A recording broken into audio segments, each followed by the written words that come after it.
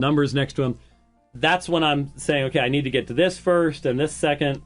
On here, here's number 1, right here. Oh, okay, there's number 1 right there, and there's number 4 down here. So I'm prioritizing the points for my rebuttal period, basically. And here in the Graham Codrington debate, in his closing statement, he presented 7 arguments. And he said, I want you to think about 7, I want to make 7 arguments. I want you to think about 7 things. And that was almost the entirety of his closing statement, other than the point where he started to cry and said, I was asked to keep the emotions out. Someone just asked, is that your handwriting? Yeah. Who else's would it be? My notebook. It's not handwriting, it's printing. I've always printed better than I did longhand. So I wrote down the 7 arguments. I had a 10-minute closing statement. And I shocked him. Because I replied to all 7 arguments in the first 5 minutes of my closing statement, and then gave my closing statement after that. I don't think he was expecting that to happen.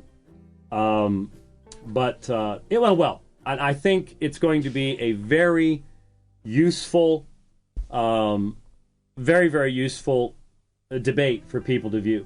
I really do. Now, a lot of people said it was sort of one-sided. Well, that's because if you're sticking with biblical exegesis, it better be one-sided.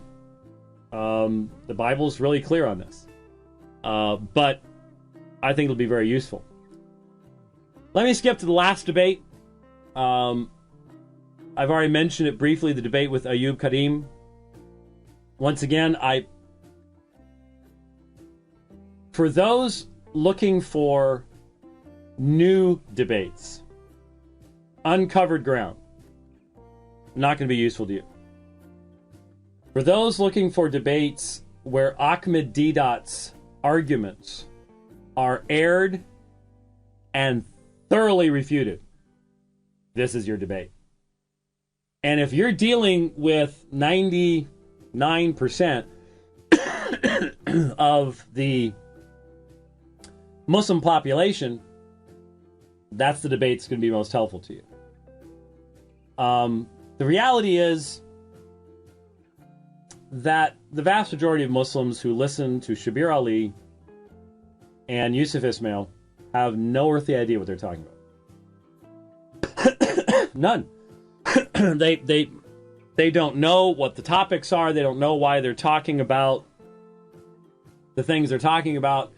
They just get excited because that sounds good, but they really don't know what that is all about. For the vast majority of Muslims, they don't understand the Trinity. They don't understand the history.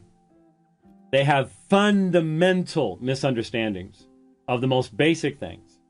And what they need to hear is they need the truth presented to them within the context that might actually break through that ignorance that is theirs, that is promulgated and promoted by their own leadership, who themselves are ignorant of these things, because fundamentally the author of the Quran was ignorant of these things too. And so if you want a debate where the good stuff is right there, the good responses, we had solid responses, had time to give solid responses. As I look over the stuff with Ayub, I don't think, there was maybe one thing that I didn't get to, and that was he spent some time looking at Job 25:6-7, the Son of Man. That may have been the only thing. I think I got to every single other point that he made. Really did. And the cross-examination Well, it wasn't even cross-examination. The question and answer with a you, really useful. I mean, the questions he asked of me just became wonderful opportunities of proclamation, including Eloi, Eloi, lama sabachthani. And I love when I get asked that question. It's just like time to start preaching, because it's just so great. And then the questions I asked of him, wow, the responses were, well, again, debate takes place in cross-examination, and it did. It really, really, really did. So I'm very much looking forward to those being made available, because we never got a chance to debate Ahmed Deedat, and so at least to debate a faithful presentation of his position, incredibly valuable. Now, some of you saw on Facebook that Tuesday of last week, a week ago today, we hit a milestone. Now again, how you count these things over the years, you know, should we have counted the debate where we did two different topics as one debate or two debates? You know, there's stuff like this. But, you know, we sort of came up with a number a couple years ago, and then I've just sort of kept track of it.